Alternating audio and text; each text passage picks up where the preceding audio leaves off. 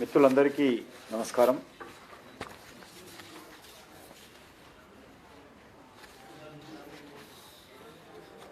ఇటీవల తెలంగాణ ప్రభుత్వం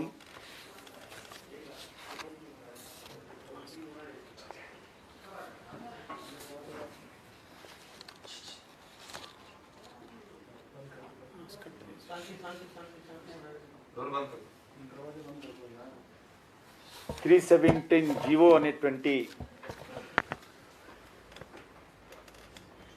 ఒక ఆదేశాలను తీసుకొచ్చి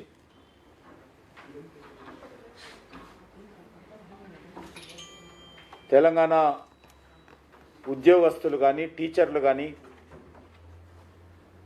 వాళ్ళ బదిలీలను ఇష్టారాజ్యంగా అనాలోచితంగా రాష్ట్ర ప్రభుత్వము చేపట్టడం జరిగింది. మనకందరికీ తెలుసు, రాష్ట్రంలో జిల్లాల వారీగా, జోనల్ వారీగా, మల్టీ జోనల్ వారీగా, స్టేట్ క్యాడర్గా ఉద్యోగస్తులను మనం గుర్తిస్తాము. కానీ ఈరోజు ఈ యొక్క బదిలీల ప్రక్రియ 317 కారణంగా, జీవో 317 కారణంగా చేపట్టినట్టయితే ఉద్యోగస్తులకు చాలామందికి అన్యాయం జరుగుతుంది. సుమారు 25,000 మంది ఉద్యోగులు పైచీలకు స్థానికతను కోల్పోయే ప్రమాదం ఉంది. తమ ప్రాంతం కాకపోయినా ఈ జీవో కారణంగా తప్పనిసరి పరిస్థితుల్లో, దిక్కుతోచని పరిస్థితుల్లో వేరే ప్రాంతాలకు రూల్స్కు విరుద్ధంగా వెళ్ళాల్సి వస్తుందనేటువంటి విషయము ఈరోజు ఉద్యోగస్తులు ఆందోళన చెందుతున్నారు. గత 3-4 రోజులుగా వాళ్ళు అనేక రకాల ఆందోళనలు చేస్తూ ఉన్నారు.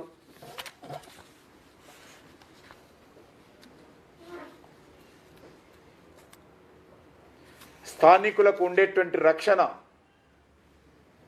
ఈ జీవో ద్వారా నష్టపోయేటువంటి అవకాశం ఉంటుంది, స్థానాంతరం చెందేటువంటి అవకాశం ఉంటుంది.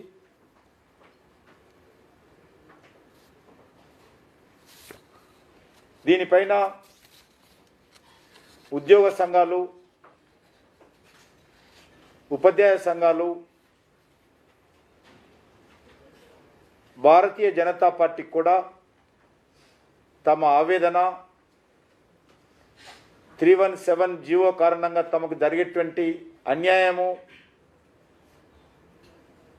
లిఖితపూర్వకంగా ప్రతినిధి బృందం వచ్చి, ఒకటి కాదు అనేక ప్రతినిధి బృందాలు వచ్చి మా పార్టీ నాయకత్వానికి, మా రాష్ట్ర అధ్యక్షులు సంజయ్ గారికి విన్నవించుకోవడం జరిగింది. మా పార్టీ శాసనసభ్యులకు రాజాసింగ్ కానీ, రఘునందన్ గారు కానీ, ఈటల రాజేందర్ గారు కానీ వాళ్ళకందరికీ విన్నవించుకోవడం జరిగింది. ఈ విషయంలో పార్టీలో చర్చించి దీనిపైన ప్రభుత్వ వైఖరికి వ్యతిరేకంగా నిరసన తెలియచేయాలని నిర్ణయించారు. అందులో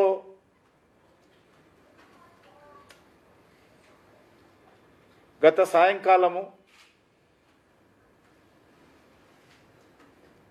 కరీంనగర్ ఉన్నటువంటి బండి సంజయ్ గారి ఎంపీ క్యాంప్ ఆఫీస్లో రోజు రాత్రంతా కూడా జాగరణ చేయాలనేటువంటి నిర్ణయం తీసుకొని రాష్ట్ర అధ్యక్షుల వారి నేతృత్వంలో కోవిడ్ ప్రోటోకాల్స్ పాటిస్తూ బహిరంగ సభల్లో జరిగేటువంటి ప్రాంతాల్లో కానీ రోజువారీ ధర్నాలు జరిగేటువంటి ధర్నా చౌకుల వద్ద కానీ ప్రభుత్వ స్థలంలో కానీ కాకుండా క్యాంప్ ఆఫీసులో కోవిడ్ ప్రోటోకాల్ను పాటిస్తూ శాంతియుతమైనటువంటి పద్ధతిలో ఉద్యోగుల హక్కుల కోసం ప్రభుత్వ వైఖరికి వ్యతిరేకంగా జీవో 317ను రద్దు చేయాలని కోరుతూ కార్యక్రమం చేపట్టడం జరిగింది. దానికి రాష్ట్ర ప్రభుత్వము ఎందుకు భయపడుతుందో అర్థం కాలేదు. తెలంగాణ రాష్ట్ర ఉద్యమంలో అందరికంటే ముందు ఉద్యోగస్తులు విద్యార్థులే కీలక పాత్ర పోషించారు. ప్రజా సంఘాలు నేతృత్వం వహించాయి. అటువంటి ఉద్యోగస్తుల విషయంలో తొందరపాటు చర్యలతో రాష్ట్ర ప్రభుత్వము ఈ జీవో తీసుకురావడంతో ఉద్యోగస్తుల్లో ఒక భయాందోళనలు వ్యక్తం చేయడం జరుగుతూ ఉంది. దీనిపైన ఒక రాజకీయ పార్టీగా స్పందించాల్సినటువంటి బాధ్యత భారతీయ జనతా పార్టీకి ఉంది. ఉద్యోగస్తులకు అండగా నిలబడాల్సినటువంటి బాధ్యత భారతీయ జనతా పార్టీకి ఉన్నది. ఈ బాధ్యతను పార్టీ ఇప్పటికే పత్రికా ప్రకటనల ద్వారా మా వైఖరిని స్పష్టం చేశాము. నిన్నటి రోజు ఒక శాంతియుతమైనటువంటి జాగరణ దీక్ష ద్వారా వాళ్లకు మద్దతు తెలియజేయాలనుకున్నాము. ప్రభుత్వం మీద ఒత్తిడి తీసుకురావాలనుకున్నాము. ఇదేదో ముఖ్యమంత్రి కార్యాలయాన్ని ముట్టడి చేసే కార్యక్రమం కాదు, ప్రభుత్వ ఆస్తులను ధ్వంసం చేసే కార్యక్రమం కాదు, ప్రయాణికుల రాకపోకలను అడ్డుకునేటువంటి కార్యక్రమం కాదు, ఏ ఒక్క వ్యక్తి కూడా ఇబ్బంది కలిగించే కార్యక్రమం కాదు. ఇది పూర్తిగా మా పార్టీ కార్యాలయంలోనే మేము చేపట్టాలనుకున్నటువంటి శాంతియుతమైనటువంటి నిరసన దీక్ష, జాగరణ దీక్ష. దీనికి ప్రభుత్వానికి ఏ రకమైనటువంటి అభ్యంతరం ఉండాల్సిన అవసరం లేదు.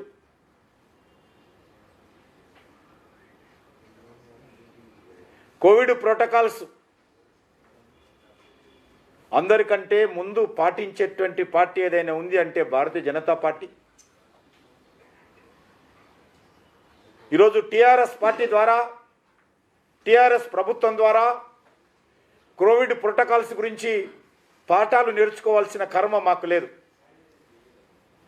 ముఖ్యమంత్రి గారు మాస్కే వద్దన్నారు. మా ఎమ్మెల్యేలందరూ కూడా మాస్క్ లేకుండా తిరుగుతారని చెప్పి శాసనసభలో, నిండు శాసనసభలో చెప్పినటువంటి ప్రభుత్వము టీఆర్ఎస్ ప్రభుత్వం.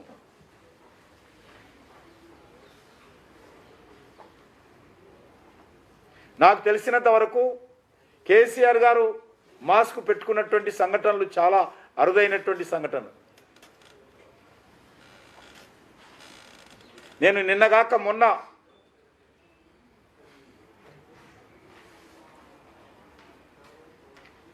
హైదరాబాద్లో ఫ్లైఓవర్ ప్రారంభోత్సవానికి వెళ్ళాను, నా కాన్స్టిట్యున్సీ. దానికి టీఆర్ఎస్ పార్టీ నాయకులు, మంత్రులు వచ్చారు. మొన్న సాయంకాలం విషయం చెప్తా ఉన్నాను. అనేక మంది మంత్రులు, ఒకసారి వీడియో తీసి చూడండి, ఫోటోలు చూసి చూడండి, మంత్రులు ఎవరు కూడా మాస్కులు పెట్టుకోలే. మరి అప్పుడు పోలీసులు కనిపించలేదా? నిన్నటి రోజు ఇదే సమయంలో అనేక కార్యక్రమాలు జిల్లాలో జరిగాయి. టీఆర్ఎస్ పార్టీ ఎక్కడ కూడా ఎవరు మాస్కులు పెట్టుకోలే. ఈరోజు కూడా గంట క్రితము నాకు ప్రెస్ రిపోర్టర్స్ పంపించారు హైదరాబాద్ నుంచి. గంట క్రితం కరీంనగర్ జిల్లాలో మానకొండూరు మానకొండూరులో జరిగినటువంటి కార్యక్రమం ఈరోజు ఎక్కడైతే మాస్క్ పెట్టుకోలేదని, కోవిడ్ ప్రోటోకాల్స్ ఉన్నప్పుడు ఏ రకంగా గ్యాదరింగ్ అవుతారని మా పార్టీ అధ్యక్షుడు సంజయ్ గారిని మీరు జైలుకు పంపిస్తా ఉన్నారో, అక్రమ కేసులు పెట్టారో, దేని మీదనైతే మీరు కోర్టులో వాదిస్తూ ఉన్నారో, దేని మీదనైతే మా సంజయ్ని అరెస్ట్ చేసి కోర్టులో ప్రవేశపెట్టారో, అదే సమయంలో అదే జిల్లాలో మీ పార్టీ సమావేశం జరుగుతుంటే మీ పార్టీ ఎమ్మెల్యేలు, ప్రముఖ నాయకులందరూ పాల్గొన్నటువంటి సమావేశం ఇది. నాకు అక్కడ రిపోర్టర్ పంపించాడు ఇప్పుడే.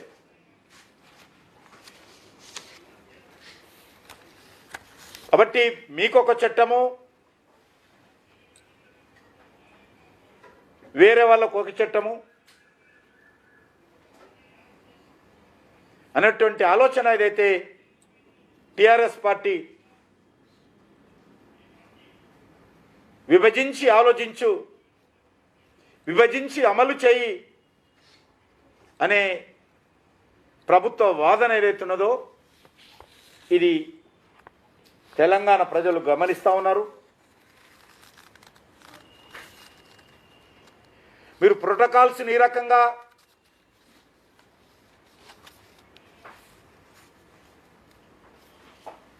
ఉల్లంఘించి కార్యక్రమాలు చేస్తున్న వారి మీద మీరు చర్యలు తీసుకోవాలనుకుంటే ముందు మీ టీఆర్ఎస్ వాళ్ళకు జైలు సరిపోవు. అంతమంది మీ టీఆర్ఎస్లు జైలుకి వెళ్లాల్సి ఉంటుంది. అంతమంది మీద మీరు అక్రమ కేసులు పెట్టాల్సి ఉంటుంది.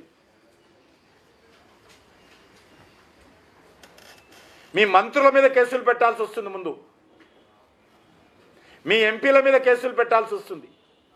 మీ ఎమ్మెల్యేల మీద కేసులు పెట్టాల్సి వస్తుంది. ఇది ప్రోటోకాల్స్, కోవిడ్ ప్రోటోకాల్స్ మీద కేసా, లేక ఉద్యోగస్తుల మీద భారతీయ జనతా పార్టీ స్పందించడం ఏంటి? ఉద్యోగస్తులు మేము గుత్తా, ఉద్యోగస్తులు అంటే టీఆర్ఎస్ గుత్తా, మేము వాళ్ళకు అనుకూలమైన వ్యతిరేకమైన మేమే చేస్తాము, మీరేమి చేయడానికి వీల్లేదు, మీరు ఉద్యోగస్తుల గురించి మాట్లాడకూడదు,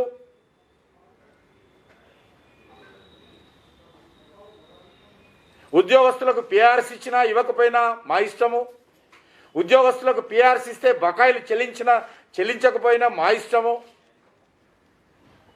ఉద్యోగస్తులకు ప్రమోషన్స్ ఇచ్చినా ఇవ్వకపోయినా మా ఇష్టము, మీరెవరు మాట్లాడకూడదు అనేటువంటి ఒక అనైతిక ఆలోచన ఈరోజు టీఆర్ఎస్ పార్టీ చేస్తున్నది. కాబట్టి ఈరోజు ఎక్కడా లేని విధంగా తెలంగాణలో ఒక పార్టీ రాష్ట్ర అధ్యక్షుడి పైన, ఒక పార్లమెంట్ సభ్యుడి పైన, ఒక జాతీయ రాజకీయ పార్టీ కార్యకర్తల పైన ఇష్టారాజ్యంగా వ్యవహరించడం ఏదైతున్నదో చాలా దుర్మార్గంగా టీఆర్ఎస్ ప్రభుత్వం గత రాత్రి వివరించింది. విపత్తు చట్టం విపక్షాలకే వర్తిస్తుందా అని అడుగుతా ఉన్నాను.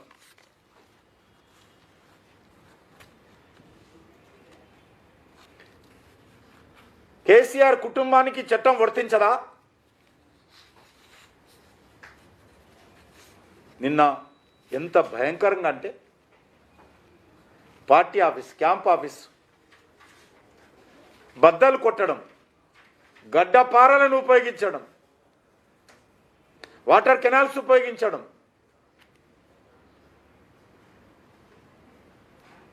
కట్టర్స్ని ఉపయోగించి గేట్లు కట్ చేయడం,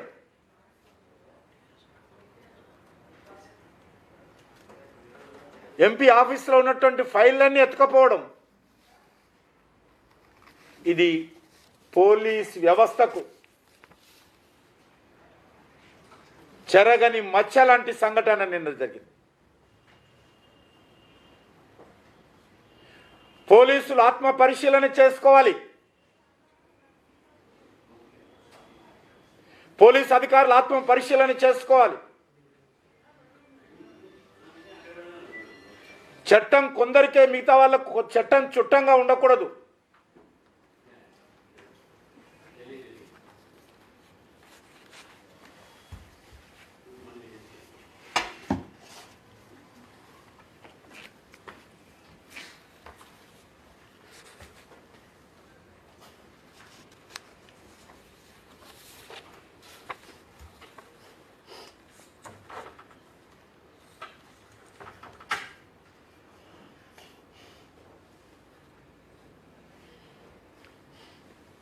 సమస్య మీద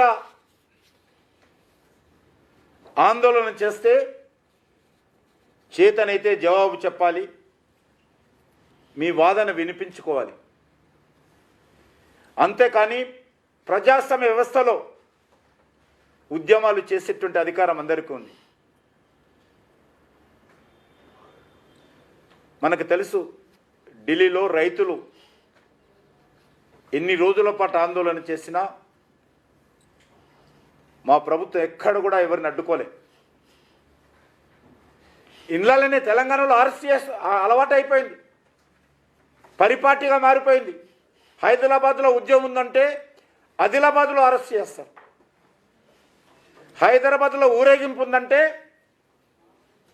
కొత్తగూడెంలో అరెస్ట్ చేస్తారు, హౌస్ అరెస్ట్ చేస్తారు. పోలీసులకు అలవాటైంది. ఏ ప్రాతిపదికన మీరు హౌస్ అరెస్ట్ చేస్తున్నారో చెప్పాలి పోలీసులు. ఏదైనా భారతీయ జనతా పార్టీ చేసేటువంటి పోరాటము ప్రజాస్వామ్య పెద్ద పోరాటం కాదా? డాక్టర్ బాబాసాహెబ్ అంబేద్కర్ నిరసన తెలియజేసేటువంటి హక్కు, అధికారం ఈ ప్రజలకు ఇచ్చారు. దాన్ని హరించేటువంటి అధికారము టీఆర్ఎస్ పార్టీ కానీ, కేసీఆర్ కుటుంబాన్ని కానీ, తెలంగాణ పోలీసులకు కానీ లేదు. పరపాటిగా మారిపోయింది. House arrest, house arrest.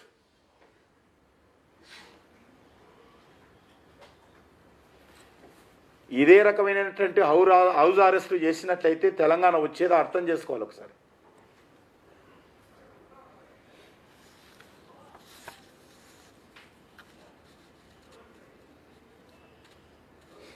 ఇది రాష్ట్ర ప్రభుత్వం యొక్క, కేసీఆర్ కుటుంబ పరిపాలన యొక్క దివాలాకోరు తనానికి అద్దం పడతా ఉంది.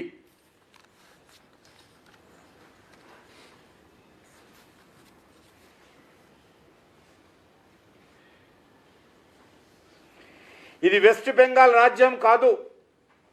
మమతా బెనర్జీని ఆదర్శంగా తీసుకొని తెలంగాణలో అమలు చేస్తామంటే కుదరదు. ఇది తెలంగాణ రాష్ట్రం అనే విషయాన్ని గుర్తుపెట్టుకోవాలి. తెలంగాణ ప్రజలు చాలా చైతన్యమైనటువంటి ప్రజలు. తెలంగాణ ప్రజలు ఆత్మ గౌరవంతో జీవించేటువంటి ప్రజలు. తెలంగాణ ప్రజలు పోరాట స్ఫూర్తితో ముందడుగు వేసేటువంటి ప్రజలు. తెలంగాణ ప్రజలు నియంతృత్వానికి వ్యతిరేకంగా త్యాగాలు చేసిన చరిత్ర కలిగిన ప్రజలు. తెలంగాణ ప్రజలు నిజాం నియంతృత్వ కుటుంబ పాలనకు వ్యతిరేకంగా అనేకమైనటువంటి బలిదానాలు చేసిన చరిత్ర కలిగినటువంటి ప్రజలు. నియంత్ర పరిపాలనను కూకటి వేళ్లతో పెకిలించిన చరిత్ర తెలంగాణ ప్రజలది. కరడు కట్టినటువంటి రజాకారులను తరిమి కొట్టిన చరిత్ర తెలంగాణ ప్రజలది. కాబట్టి తెలంగాణలో West Bengal formula, Mamata Banerjee formula ఏ మాత్రం కూడా నడవదనే విషయాన్ని ఈ సందర్భంగా మనయేస్తున్నాను. తెలంగాణ మీడియా కూడా చాలా చైతన్యమైనటువంటి మీడియా.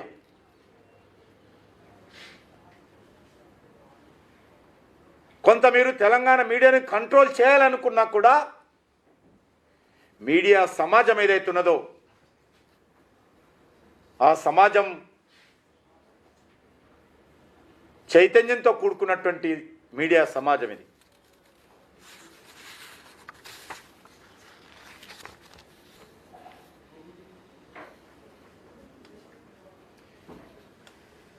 నిరసన తెలిపే హక్కు లేదు,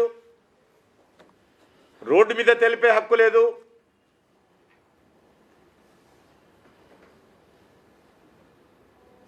బహిరంగ సభల్లో తెలిపే హక్కు లేదు, చివరకు మా ఆఫీసులో కూడా తెలిపే అట్టట్టు హక్కు లేదు అడుగుతున్నాను.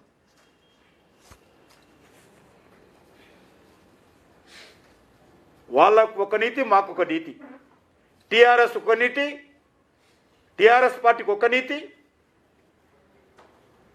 మిగతా పార్టీలకు ఒక నీత.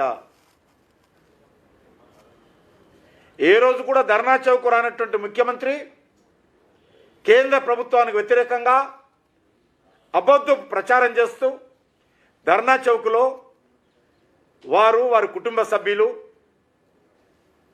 వారి గౌరవ మంత్రులందరూ కూడా వారి పార్టీ కార్యకర్తలతో ధర్నా చేయవచ్చు. మిగతా వాళ్ళు ధర్నా చేస్తే ఎక్కడికక్కడ హౌస్ అరెస్ట్ చేస్తారా? మీరు రాస్తారోకోలు చేయొచ్చు, మీ కుటుంబ సభ్యులు, మంత్రులందరూ కూడా రాస్తారోకోలు పాల్గొనవచ్చు. వేరే వాళ్ళు ప్రోగ్రాం చేస్తే హౌస్ అరెస్ట్ చేస్తారా? ఇది ఎక్కడి నీతి అని అడుగుతా ఉన్నాను. ఇది ఏ రాజ్యాంగం ప్రకారం చేస్తూ ఉన్నారు? ఇది గులాబీ రాజ్యాంగమా? ఇది కల్వకుంట్ల రాజ్యాంగమా? మీ కుటుంబ రాజ్యాంగమా? పోలీస్ వ్యవస్థ ఇంత దిగజారిపోవడము న్యాయమని అడుగుతా ఉన్నాను. ప్రజాస్వామ్య వ్యవస్థలో శాంతియుతమైనటువంటి ఆందోళనకు అన్ని రకాల అవకాశాలు ఉన్నాయి.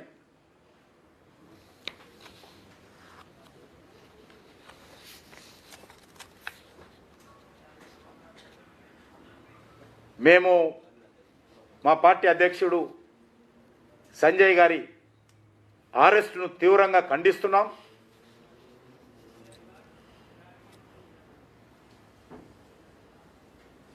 వారి పైన పెట్టినటువంటి అక్రమ కేసులను మేము ఉపసంహరించుకోమని అడగం. మేము న్యాయస్థానంలో, ప్రజాక్షేత్రంలో వాటిపైన మేము పోరాటం చేస్తాం. భయపడే ప్రసక్తి లేదు. కేసులు ఉపసంహరించుకోవాలని అడిగే ప్రసక్తి లేదు. మేము రైతుల కోసం పోరాటం చేస్తే ఆ కేసులు రైతుల క్షేత్రంలో మాట్లాడతాం. మేము ఉద్యోగస్తులకు పోరాటం చేస్తే మా మీద పెట్టినటువంటి కేసులు ఉద్యోగుల క్షేత్రంలో మాట్లాడతాం. న్యాయస్థానంలో కూడా మా వాదన వినిపిస్తాము. మాది న్యాయమైన వాదనని న్యాయస్థానాన్ని మెప్పిస్తాం తప్ప ప్రభుత్వాన్ని ఉపసంహరించుకోవాలని అడిగే ప్రసక్తే లేదు. తప్పకుండా దీనిపైన చివరి వరకు కూడా పోరాటం కొనసాగిస్తామని చెప్పి మనం చేస్తాం. ఇప్పుడు కరోనా ప్రోటోకాల్స్ ఒకటే కాకుండా శాంతి భద్రతలకు తీవ్ర విఘాతం కల్పిస్తున్నాడు, చాలాసార్లు చెప్పినా సరే వినట్లేదు అని ప్రభుత్వం ఆరోపిస్తున్నారు. రిమాండ్ కోర్టులో కూడా అదే రాశారు. ఎక్కడ కూడా శాంతి భద్రతల సమస్య రాలేదు. అనేక రకాల ఆందోళనలు చేస్తూ ఉన్నాము.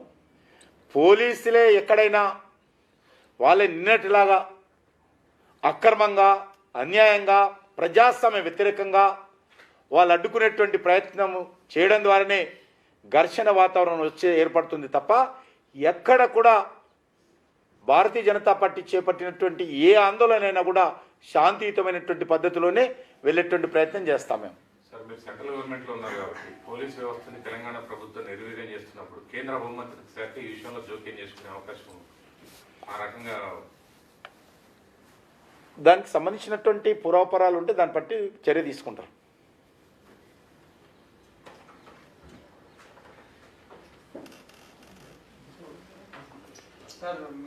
కేంద్ర ప్రభుత్వము పూర్తిగా చేయదాటినప్పుడే వస్తుంది. ఇప్పుడు వెస్ట్ బెంగాల్ చూస్తున్నావు కదా, వెస్ట్ బెంగాల్లో ఏ రకంగా జరుగుతుందో వస్తుంది. పూర్తిగా శాంతి భద్రతల భంగం పరిస్థితి వచ్చినప్పుడు గవర్నర్ నివేదిక వస్తే తప్పకుండా హోంమంత్రి, హోంశాఖ పోలీస్ వ్యవస్థ అదే గవర్నర్ నివేదిక వస్తే దాన్ని బట్టి ఉంటుంది. పోలీస్ అదేదైనా కాంక్రీట్కి వస్తే చేస్తారు, తప్పకుండా చేస్తారు. గ్రౌండ్ నివేదిక వస్తే తప్పకుండా 5 రాష్ట్రాల ఎన్నికల ప్రచారంలో కూడా బీజేపీ నేతలు చాలా ముమ్మరంగా పాల్గొంటున్నారు. అక్కడ కూడా కోవిడ్ ఉల్లంఘన గురవుతున్నాయి కదా. బీవీడే బీజేపీ కాదు, అందరూ ఆ రాష్ట్ర ప్రభుత్వం అందరూ అన్ని పార్టీలలో చేయకూడదు. అది అన్ని ఉన్నటువంటి రాష్ట్ర ప్రభుత్వం కేంద్ర ప్రభుత్వం ఇచ్చినటువంటి గైడ్ లైన్స్ ప్రకారము, ఎలక్షన్ కమిషన్ ఇచ్చినటువంటి గైడ్ లైన్స్ ప్రకారము అక్కడ అమలు జరగాలి. ఇంకా ఎలక్షన్ కోడ్ అమలులోకి రాలేదు. వన్స్ ఎలక్షన్ కోడ్ అమలులోకి వచ్చిందంటే ఎలక్షన్ కమిషన్ గైడ్ లైన్స్ అమలు జరుగుతాయి. ఎలక్షన్ కమిషన్ గైడ్ లైన్స్ లేనంత వరకు రాష్ట్ర ప్రభుత్వం ఇచ్చినటువంటి ఆదేశాలు అమలు జరుగుతాయి. ఆయా రాష్ట్ర ప్రభుత్వాల మీద ఆధారపడి ఉంటుంది. మీరు చెప్పేదాని ప్రకారం సార్, తెలంగాణలో వాళ్ళ మీద కేసులు పెట్టారు కాబట్టి అందరి మీద పెట్టాలంటారా, లేదు ఎవరైనా సరే కోవిడ్ నిబంధనల ప్రకారమే చేయాలి ఏ పార్టీ వాళ్ళైనా? చట్టం అందరికీ ఒకటే ఉంటుంది. భారతీయ జనతా పార్టీ రాష్ట్ర అధ్యక్షుడికి ఒక చట్టము, లేక కేసీఆర్ కుటుంబ సభ్యులకు ఒక చట్టము ఉండకూడదని అంటాను. ఈరోజు కూడా జరిగిన విషయం, నిన్నగాక మొన్న రాష్ట్ర మంత్రులతో కలిసి నా కాన్స్టిట్యున్సీలో ఒక ఫ్లైఓవర్ ప్రారంభోత్సవం చేశాను. అందులో పాల్గొన్నటువంటి మంత్రులు ఎవరు కూడా మాస్క్ పెట్టుకుని, నేను పెట్టుకున్నాను కానీ వాళ్ళు ఎవరు పెట్టుకోలేదు.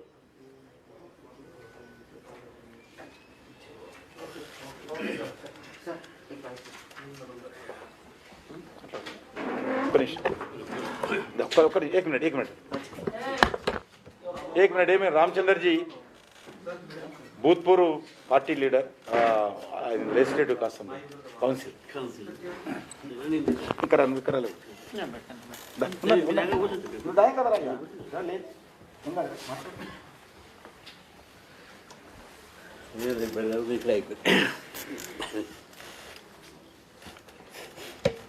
అందరికీ నమస్కారం. ఇంతకుముందు కిషన్ రెడ్డి గారు చెప్పినట్టు తెలంగాణలో ప్రజాస్వామ్యం గాలికి వదిలేశారు. ఇష్టారాజ్యం నడుస్తూ ఉంది. అక్కడ బండి సంజయ్ గారు ఈరోజు అరెస్టు అయిన సందర్భంగా వారు కోర్టుకు తీసుకుపోయే ముందు వారిని స్పీకర్కు ప్రివిలేజ్ మోషన్ వారు మూవ్ చేశారు. ప్రివిలేజ్ మోషన్లో అక్కడ ఉన్నటువంటి SP commissioner Satyanarayana, ACP Srinivasarao, Jagtial ACP Prakash, అదేవిధంగా లక్ష్మీబాబు ఇన్స్పెక్టర్ కరీంనగర్, ఈ నలుగురు కూడా అతని పైన దుష్ప్రవర్తన, అతని కాలర్ పట్టుకుని గుంజడము, ఇల్లు గ్రిల్స్ వేసుంటే దాన్ని గ్యాస్ కట్టర్ పెట్టి కట్ చేయడము. అది ఎవరి ప్రాపర్టీ? అది private property. It belongs to MP. ఆ ఎంపీ ఓన్ ప్రాపర్టీ కట్ చేయడం ఎవరిచ్చారు అధికారం వాళ్లకు? తర్వాత ఈ యొక్క నేపథ్యంలో ప్రజాస్వామ్యం మొత్తం తెలంగాణలో ఒక పరిహాసమైపోయింది. అది ఒక హాస్యమైపోయింది. నిజంగా ఈరోజు ప్రజాస్వామ్యం లేదు అనేటువంటి వాతావరణం మనకు కనబడతా ఉంది. ఇప్పటి వరకు మొత్తం భారతీయ జనతా పార్టీ కార్యకర్తలపైన దాదాపు 1000 మంది కార్యకర్తలపైన, మొన్న హుజూరాబాద్లోనే 36 మంది మీద 35 కేసులు పెట్టారు. 36 మీద 30 కేసులు పెట్టారు. మా ఎంపీల మీద కూడా, అరవింద్ గారు ఏదో మాట్లాడితే వారి మీద కూడా కేసు పెట్టడం జరిగింది. సంజయ్ గారు ఏదో మాట్లాడితే వారి మీద కేసు పెట్టడం జరుగుతుంది. ఈ విధంగా కార్యకర్తల మీద, నాయకుల మీద హుజూర్ నగర్ నుంచి హుజూరాబాద్ దాకా దాదాపు 1000 మంది మీద అనేక కేసులు పెట్టారు. అంటే ఇంక్లూడింగ్ బైసా, ఇవన్నీ కూడా కలిపితే. కాబట్టి ఈరోజు కక్షపూర్వకమైనటువంటి ఒక ప్రభుత్వం ఈరోజు భారతీయ జనతా పార్టీ మీద. అందుకే ఇవాళ సంజయ్ గారు వారు అరెస్ట్ అయినటువంటి ఒక దీంట్లో గవర్నర్ గారికి, కిషన్ రెడ్డి గారికి, అమిత్ షా గారికి, అదేవిధంగా మన నడ్డా గారికి తెలంగాణను రక్షించాలి, తెలంగాణలో ప్రజాస్వామ్యం రక్షించాలి, మీకున్నటువంటి ఒక పరిధిలో ప్రజలను ఇక్కడ కాపాడండి, ప్రజాస్వామ్యం ఈరోజు కాపాడాల్సిన అవసరం ఉంది తెలంగాణలో అని చెప్పేసి కూడా వారు ప్రివిలేజ్ మోషన్ ఇవ్వడం. అదేవిధంగా ఈ నలుగురికి, కిషన్ రెడ్డి గారికి, నడ్డా గారికి, అమిత్ షా గారికి, అదేవిధంగా గవర్నర్ గారికి వారికి లేఖలు కూడా అరెస్ట్ అయ్యి అక్కడ నుంచి వారు రాయడం జరిగింది, పంపించడం కూడా జరిగింది. ఆ కాపీస్ కూడా మీకు సర్క్యులేట్ చేస్తాం. మీకు వేలు వచ్చింది, మీకు వేలు పెట్టారు.